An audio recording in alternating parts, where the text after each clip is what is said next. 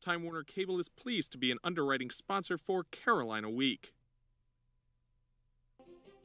Coming up on the October 2nd edition of Carolina Week. Flu season is here. What you can do to keep yourself from getting sick. Coming up. The Bollards are still down 3 weeks after our pit safety investigation began. In sports, the field hockey team jumped to an early lead on number 2 ranked Wake Forest. Could they hold on? Plus, Jonathan O has a look at your Carolina Week 4-day forecast. All that plus a rock and roll bus driver for Chapel Hill Transit. Carolina Week starts right now.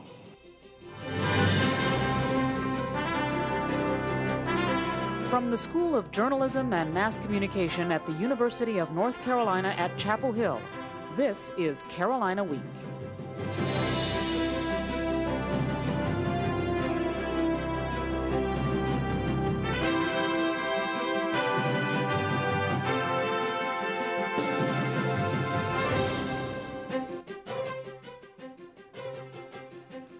3 weeks after we began our investigation about pit safety, the Bollards are still down.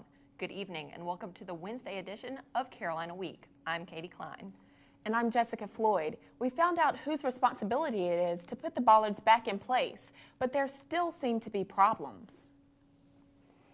I've been looking into the problem of the Bollards being down for a few weeks, and I found out that the facilities planning office is responsible for putting them back up.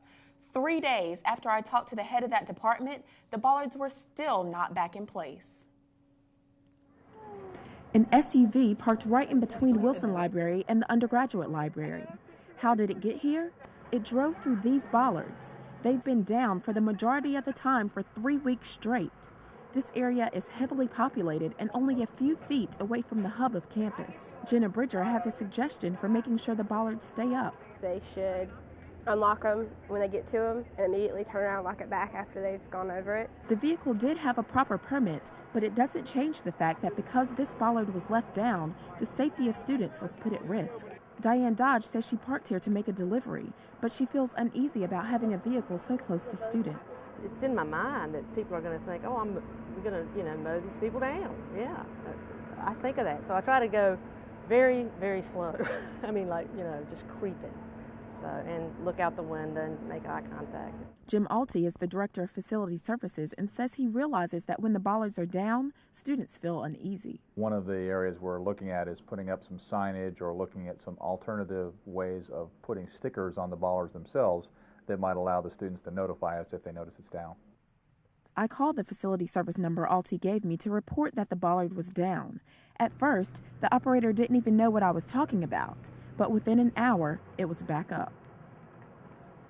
If you see a bollard down, the number to call is 962-3456.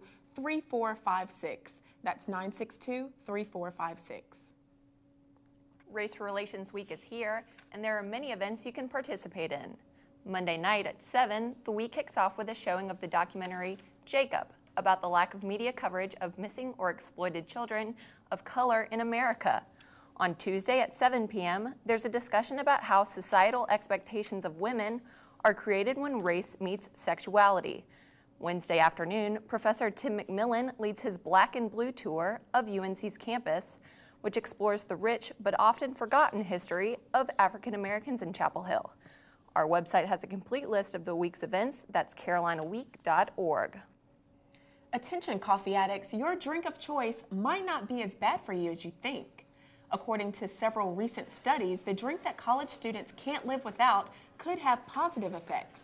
Drinking caffeinated drinks might decrease the risk of Parkinson's disease, soothe headaches, and even reduce the risk of suicide. This is good news for many students who think that caffeine is a necessity. Probably kind of addicted to it, but I've read that it's not that bad for you, and when I'm really tired, I just need to do my work. So it's pretty much the only thing I can do to make me wake up.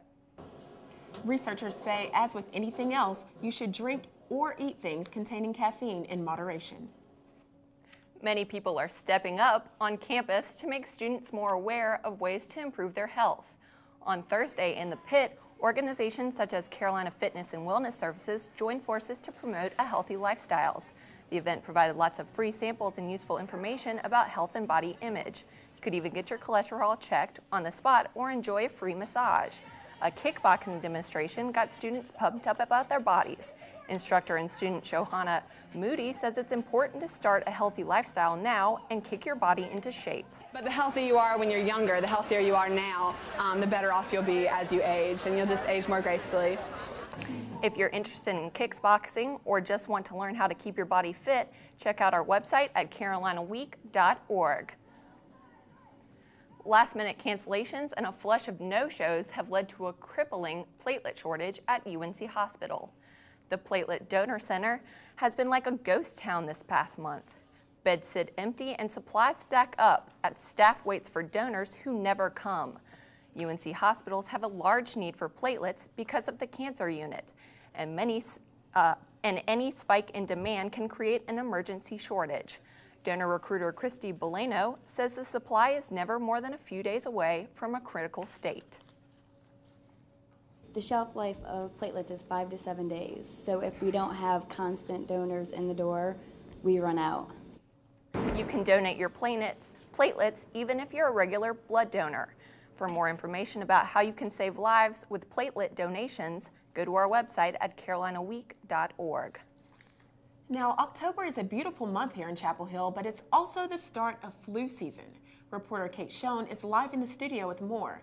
Kate, do we know how bad the flu season will be this year? Unfortunately, Jess, it's hard to tell how bad a flu season will be until we're in the thick of it. That's why it's important to protect yourself by adopting healthy habits and getting vaccinated. Last Friday, people gathered at the School of Public Health to learn about pandemic flu. Health officials such as Peter Reinhardt say a widespread bird flu is not yet likely because the virus is not easily transmitted. But it's still important to be prepared. We have done quite a bit of planning. We're very much prepared. We're very along the lines of being ready for a pandemic. But students don't seem concerned by the lingering threat. To some, pandemic flu is worlds away. I guess it does worry me for the sake of the health of people around the world, but I don't feel personally threatened by it. But you should feel threatened by seasonal flu. Every year, an influenza virus is in full force from October until March. It spreads through the air by sneezing and coughing, and also through contact with infected surfaces. You can protect yourself by doing simple things. Wash your hands, cover your mouth when you cough, and use a tissue when you sneeze. And the very best thing to do is get vaccinated. Some people try to avoid it, but it's a lot better than getting the flu.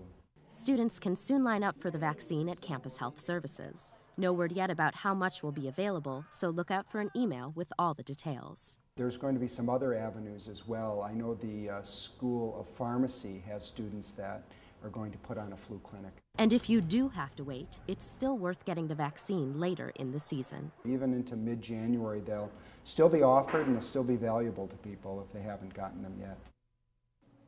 If you do get the flu, stay home so other people don't catch it, and be sure to get a lot of rest and drink plenty of liquids. Still, your best bet is getting that flu shot. Jess? Kate Schoen reporting live in the studio. Thanks, Kate. Well, most people would probably equate a shrimp farm to coastal North Carolina. But there's one that's a little closer to home. Coming up, the story of one farmer who turned his unusual farm into a profitable venture.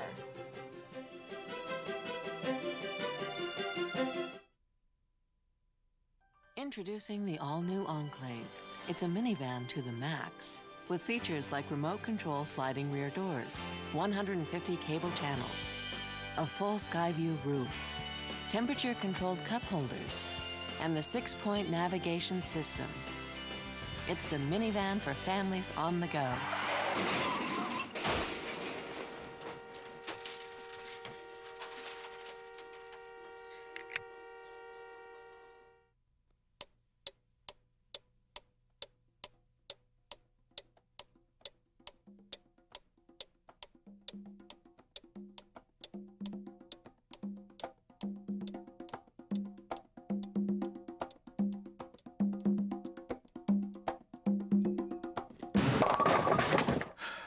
I just dropped 32 pounds this year, and boy, do I feel better. Drop it. See how good it feels. Can you make $4,000 in one day? One local farmer did, selling prawns. I went to Cedar Grove in northern Orange County to find out more. Joe Thompson is having a good day. I'm living high. I understand. It's only a few days since he harvested his crop, but he's sold every last prawn. Yes, Thompson farms prawns, which are similar to shrimp but live in fresh water. I'm flying sky high. Honey, you ought to see me. So many people turn out here. I didn't know Cedar Grove had that many people out here. Yet it used to be tobacco before a hip injury sent him searching on the internet for a new crop for his farm in Cedar Grove. You had to rest and I tried the best. Everybody around here either doing tobacco, or either soybeans, or either chicken houses, grapevines, whatever, you name it, whatever. I had to find me something nobody else wasn't doing. Thompson raised 1,200 pounds of prawns this year, but next year it will be more because he's about to build a second pond. You learn from your mistakes, and don't get me wrong, I'm proud of what I've done because I made it work. That's the main thing. I just wanted to make it work, and it worked for me. And now I'm shooting for some larger quality, size stuff now. That's it. I'm gonna improve on that now. Maybe next year there'll be a few more prawns to go around. Thompson's small 2-acre pond held all those prawns, so adding the second one will at least double his potential catch next year. There's a reason James Taylor has the title Favorite Son at Carolina. Chancellor James Measer presented Taylor and the North Carolina Symphony with the Carolina Performing Arts Lifetime Achievement Award Sunday in Memorial Hall. Afterward, Taylor performed his well-loved song Carolina in My Mind with the orchestra.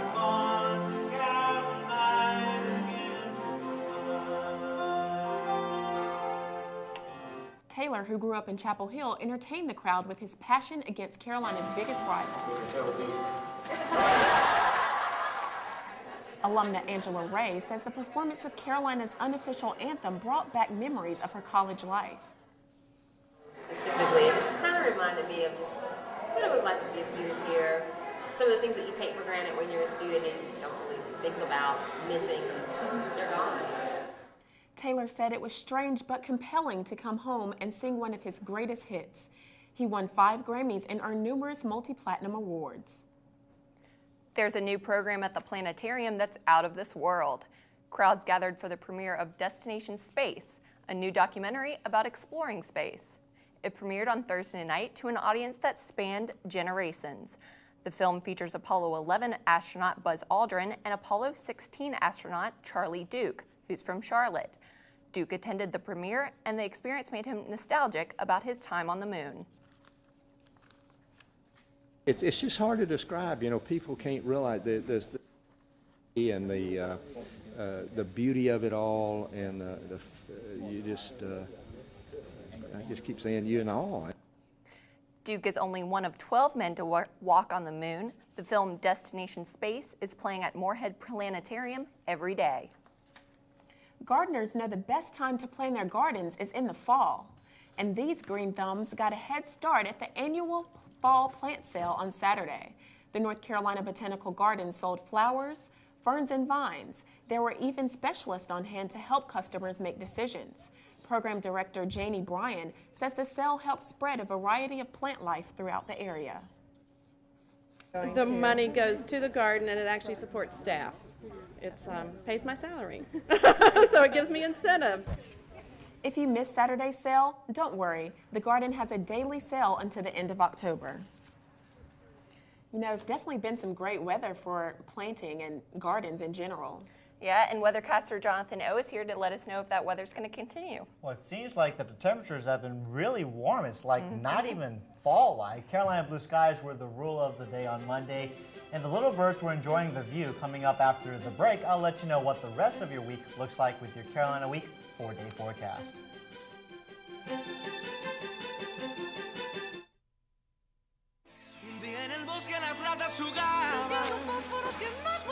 Escucha Smokey antes de tratar. Solo tú. No juegues con fósforos, no juegues con fuego. No hay nada que compare con el asustado a un pobre ratón sin casa en que vivir. Si un hermoso bosque es lo que deseas, no juegues con fósforos, no juegues con fuego. Solo tú puedes prevenir los fuegos en áreas naturales. ¡Fuego! You know, Clarence, you and I hang out more often. You know, he wears these cheap suits, but they look good on him. So she says, why lobster? Polyp sighting at 16L. You never know when a colon polyp is going to show up. Aunt Ethel, you've been ducking me since '99 at St. Mary's. You Get owe the me a polyp pie. early and stop colon cancer before it starts. Do I look fat in this? Don't wait for symptoms. Get the test. Get the polyp. They love me. They want me here, don't you? Come on. Get the cure. These are my peeps.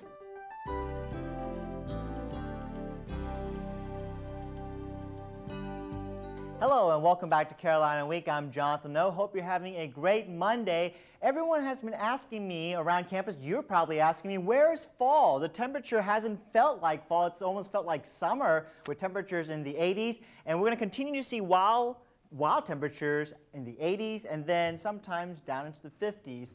So my best advice to you is get outside, enjoy your time, as the weather may not stick around very long, as another system will be moving through our area. Let's take a look at your southeastern view. We're seeing not much. These are some false echoes. There's nothing really there right now. There are some clouds toward the west of us. In our area, we're seeing very, very clear skies, Carolina blue skies, in fact. And even on the national view, it seems the same for most of the southeast. We are seeing a small disturbance over near Ohio and on the west section of Pennsylvania.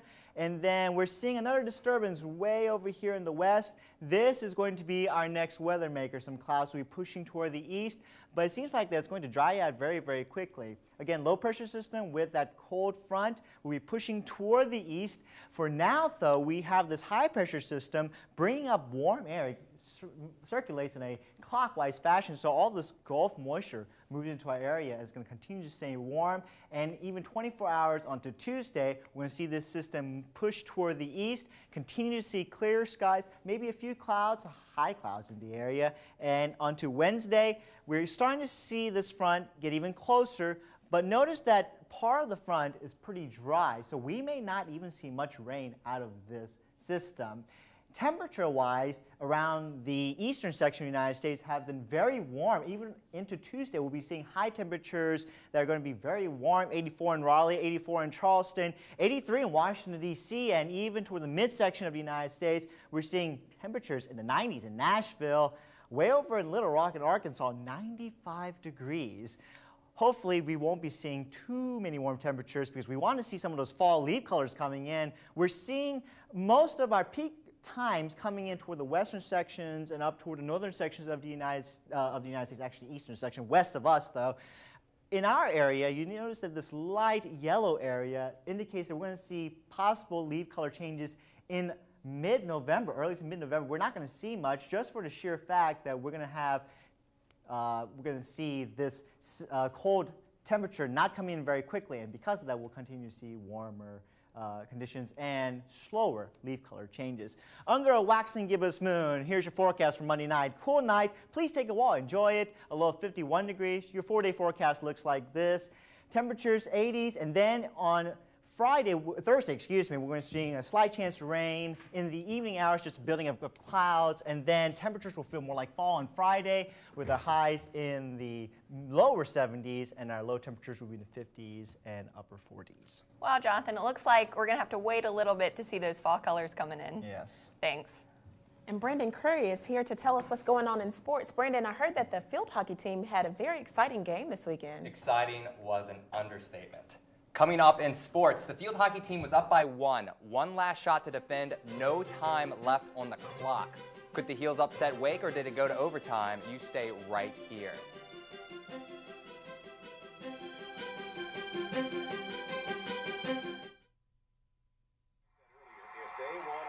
Come on. And it's a block. What kind of kick was that? You've got to be kidding me. Hey, hot shot. Sounds like you know a lot about the game. You should put that to use. Come on, let's go take a jog. There are plenty of ways that you can volunteer in your community. Just figure out what you like to do and pass it on to others. And you know what? You can have a lot of fun doing it, too. Pick those knees up. Keep going. Pick those legs up. Let's go.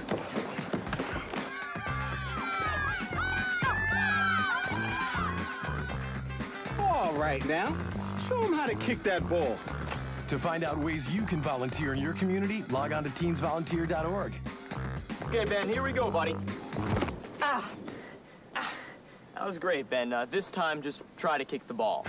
Do what you like to do. Volunteer.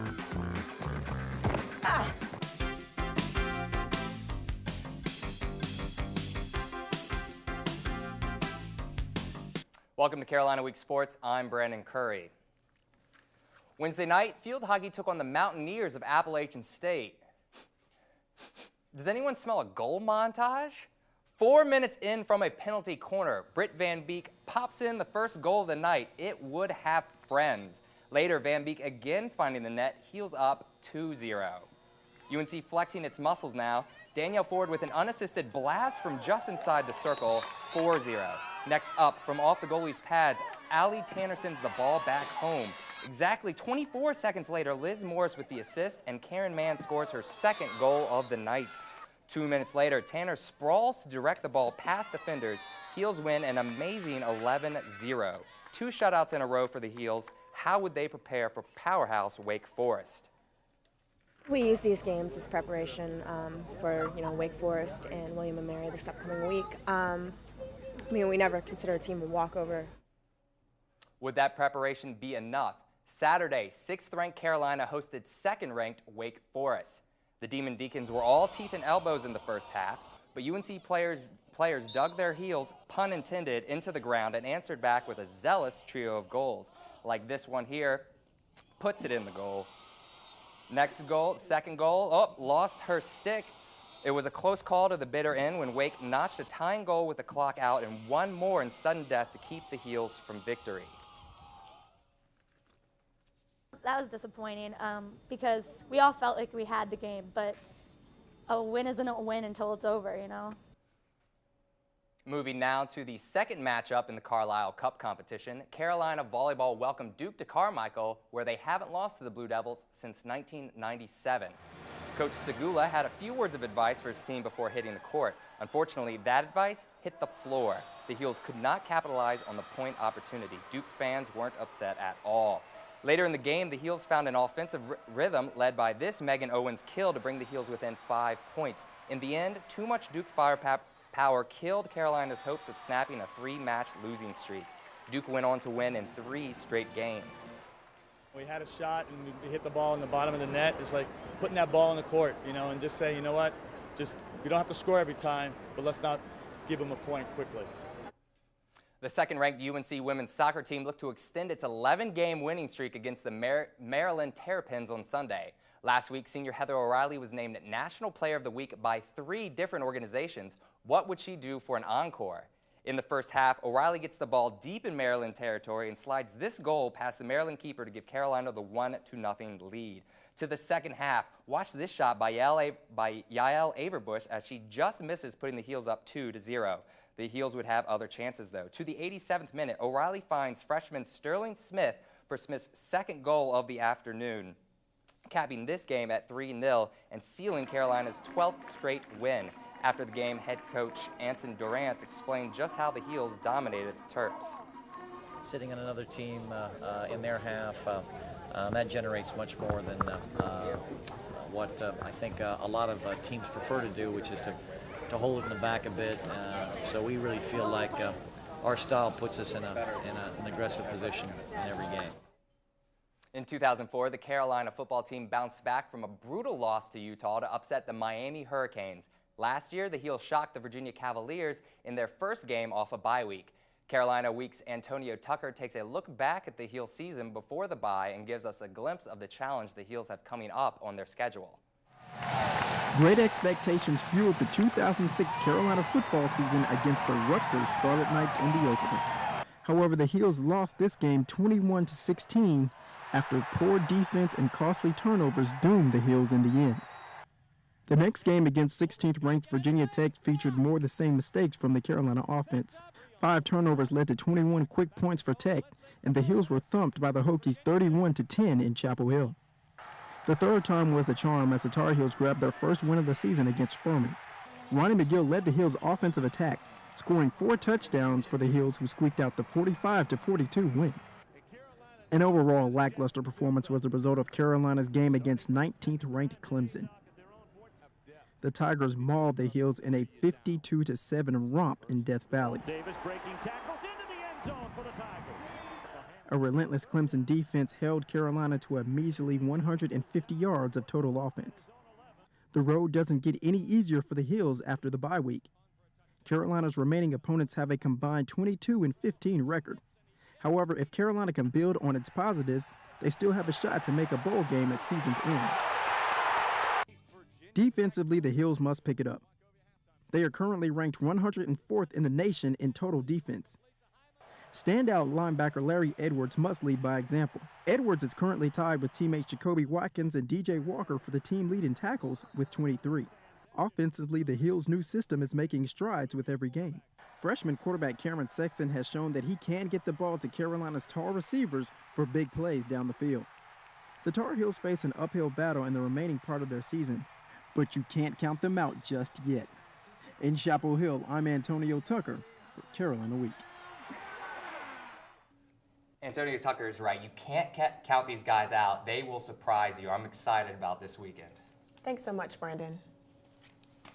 For many people, their day jobs are just a way to get by. That's true for one Chapel Hill worker who drives a bus to pay the bills. His real passion keeps his feet tapping and his fingers strumming. That story coming up.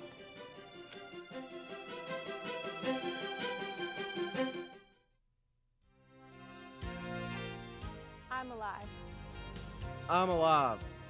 I'm alive. I'm alive too. You know what? I'm alive. We're alive because of biomedical research.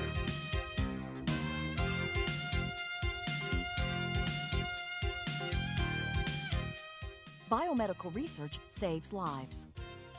North Carolina Association for Biomedical Research.